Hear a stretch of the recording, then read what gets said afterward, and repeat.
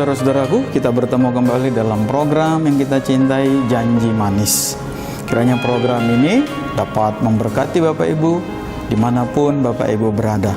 Saudara-saudaraku, dalam Kolose 3 ayat 4-6 dikatakan bahwa apabila Kristus yang adalah hidup kita menyatakan diri kelak, kamu pun akan menyatakan diri bersama-sama dengan Dia dalam kemuliaan. Karena itu, matikanlah dalam dirimu segala sesuatu yang duniawi, yaitu percabulan, kenajisan, hawa nafsu, nafsu jahat, keserakahan yang sama dengan penyembahan berhala. Semuanya itu mendatangkan murka Allah atas orang-orang durhaka. Nah, saudara-saudara, kita hari ini akan belajar satu kata di ayat-ayat yang saya bacakan tadi, yang Bapak Ibu dengar. Kata itu adalah kata matikanlah. Apabila Kristus yang adalah hidup kita menyatakan diri kelak, kamu pun akan menyatakan diri bersama-sama dengan Dia dalam kemuliaan. Itu nanti. Lalu kemudian, karena itu. Nah, kalau Bapak Ibu memiliki pengharapan dalam Kristus yang kelak Raja kita, pribadi yang kita cintai, Tuhan Yesus Kristus itu menyatakan dirinya, maka Dia pun akan menyatakan diri kepada kita, saudara-saudaraku, dalam kemuliaan. Nah, untuk bisa mencapai itu, ayat 4 itu ada syaratnya. Apa syaratnya? Karena itu matikanlah dalam dirimu. Apa kata mati? Apa arti kata matikan? Nah, kata matikan itu dalam bahasa Yunani-nya diambil dari kata nekro. Nekro atau nekrosis. Arti kata ini adalah mandul. Mandul, saudaraku. Matikanlah. Kekristenan itu harus berhasil. Kekristenan kita harus berhasil mematikan, memandulkan di dalam diri kita segala sesuatu yang duniawi. Itu kekristenan, saudaraku. Kita disuruh memandulkan, nekrosis, disuruh memandulkan.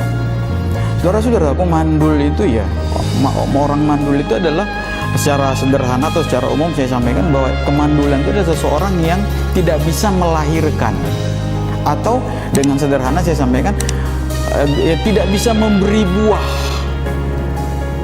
Orang yang mandul itu bukan berarti tidak punya nafsu. Kalau kita ambil ke hubungan suami istri, punya nafsu, tetapi yang tidak dimiliki adalah kemampuan membuahi, entah perempuan entah laki-laki. Itu mandul, saudaraku. Artinya, saudaraku, masih ada keinginan-keinginan dosa dalam diri kita, tetapi kita harus memandulkannya, mematikannya. Ya, kita diperlakukan kurang baik, orang memperlakukan kita dengan cara-cara yang tidak fair gitu ya. Kita dikecilkan, kita dianggap remeh. Keinginan melawan ada gitu ya. Keinginan untuk menunjukkan, hey, aku ada ini, aku bisa gitu ya. Semut aja kalau diinjak menggigit gitu ya. Kita masih pegang prinsip itu, saudaraku. Nah, ini yang mau dikatakan Tuhan, matikanlah. Wah, kalau gitu Pak, berat sekali jadi orang Kristen. Iya. Menjadi Kristen itu artinya menjadi pengikut Yesus, Kristianos, Kristus kecil. Kalau kita belum sanggup, saudaraku, ya berhentilah jadi orang Kristen. Kita disuruh memandang salib, saudaraku. Lihat salib itu apa. Tapi hari ini salib kan hanya jadi aksesoris. Salib dari emas dijadikan kalung, saudaraku. Lihat, kita kehilangan makna hakiki salib itu. Kita marah kalau diremehkan orang. Ayo kita pandang salib, kita ingat penderitaannya, saudaraku. Pada suatu hari murid-murid dan Tuhan Yesus pergi ke satu tempat, mereka harus melewati kota Samaria. Lalu mereka diusir dari kota itu. Lalu salah seorang muridnya berkata, Tuhan, biarkan kami, izinkan kami doa biar malaikat taruh api ke sini. Coba itu ya, saudaraku. Itu manusia. Dia tidak rela gurunya dihina gitu ya. Dia tidak rela kelompok mereka diejek sama orang Samaria itu. Lalu mereka menuntut sama Tuhan, berikan kami otoritas, biar kita bakar nih kampung, kita bakar nih orang-orangnya. Tapi lihat saudara-saudara, apa kata Tuhan Yesus? Nggak perlu begitu. Ayo kita nyingkir aja, udah selesai masalah, selesai. Saudara-saudaraku, hidup kekristenanku adalah mematikan segala yang duniawi dalam diri kita. Ini perjuangan berat. Kenapa? Kita harus berhadapan dengan diri kita sendiri, saudara-saudaraku. Firman Tuhan tuh kata di dalam Alkitab ya, Ibrani ya, bagikan pedang bermata dua, dan kita merobek diri kita, saudaraku, membunuh diri kita. Yang musuh kita itu adalah, saudaraku, diri kita itu, yaitu gairah dosa yang ada dalam diri kita. Dan Tuhan katakan matikanlah. Nah tentunya kita tidak bisa mematikannya sendirian. Lalu bagaimana? Berdoa sama Tuhan. Kita berkata, Tuhan mampukan aku mematikan gairah duniawi ini. Jangan mengandalkan kekuatan sendiri. Saudara-saudaraku, hidup kita di dunia ini nggak lama, sebentar gitu ya, sebentar. Alkitab katakan dalam Mazmur 90 katakan 70, kalau kuat 80. Dan itu pun di tengah-tengah kondisi sekarang ini kita makin nggak mengerti gitu ya. Kesempatan hidup kita semakin singkat juga gitu ya. Mari saudara-saudaraku, matikanlah, buat mandul. Masih ada gairah itu, tersinggung masih gitu ya, masih marah.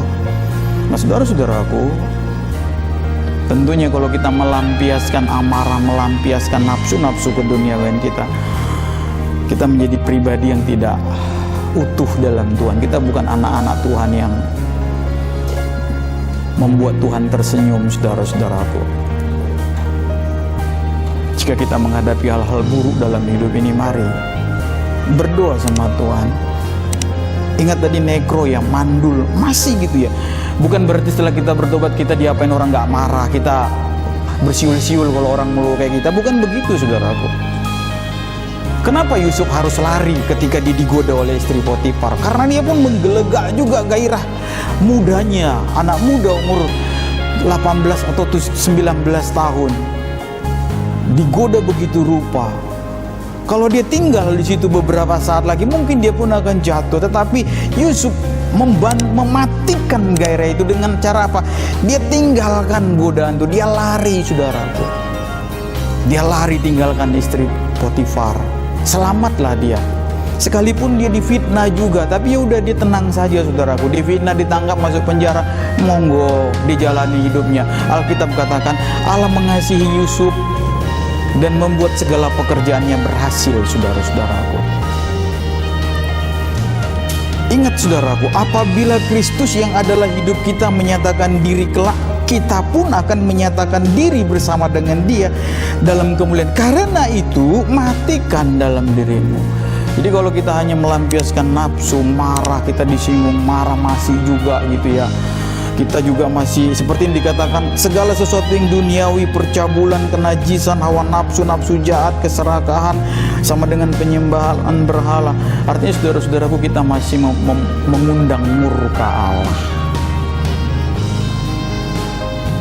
Siapa bilang salib itu ringan? Salib itu berat. Tuhan Yesus katakan, pikul salibmu. Saudara-saudara yang dikasihi Tuhan, para pemirsa dimanapun Bapak Ibu Saudaraku berada, inilah inti kekristenan itu. Kita berjuang bersama-sama dengan Tuhan.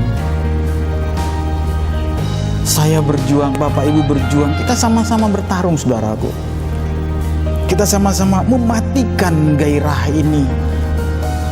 Kita sama-sama melemahkannya, membunuhnya, membuat dia tidak berbuah.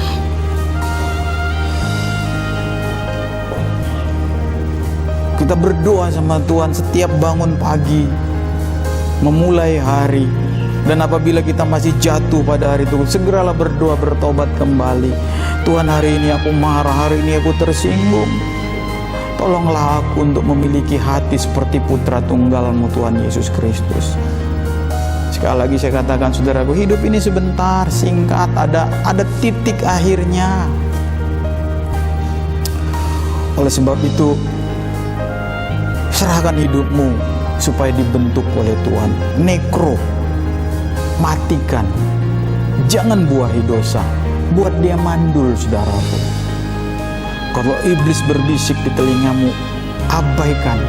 Kesalahan nenek moyang kita Adam dan Hawa adalah mendengarkan nasihat iblis, dan dia lakukan nasihat itu. Dia melakukan nasihat iblis, artinya dia melawan ketentuan Tuhan.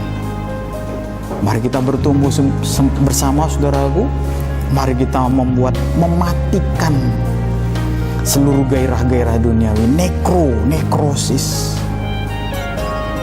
Semangat bertumbuh, saudara-saudaraku, di dalam Tuhan.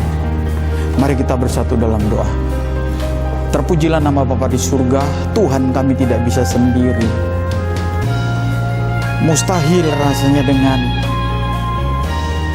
kehidupan batin seperti sekarang kami bisa mengalahkan gairah-gairah iblis. Oleh sebab itu, kami mohon kepada Allah Bapa, kami mohon pertolongan firman-Mu, Putra Tunggal-Mu dan Roh Kudus-Mu, agar memampukan kami, menguatkan kami untuk membuat nekro, membuat mandul iblis tidak berkarya dalam tangan, kaki atau tubuh kami.